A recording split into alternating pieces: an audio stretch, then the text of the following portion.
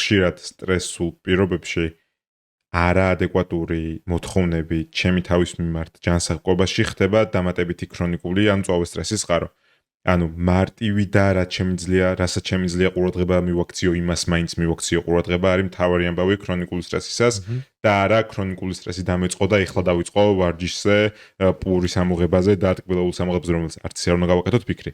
და იმიტომ რომ ხშირ შემთხვევაში ადამიანებისთვის ჯანსაღი ყვება არაადეკვატური შეზღუდვების ფონზე მეტი ქრონიკული სტრესის წყარო ხდება. ამიტომ წინასადებია და მარტივი არის კი და აქაც ძალიან სწორი შენიშვნა იყო თორნიკესი, ძალიან მნიშვნელოვანია სტრესის კონტროლი. ანუ სადაც არ არის პრობლემა, ხანდახან გამარტივება ამ ნაწილში საქმის და ამის გამო დანაშაულის შეგრძნება კიდე უფრო უარყოფით გავლენას მოახდენს ჩვენზე და კვებით ჩვევებზე რა.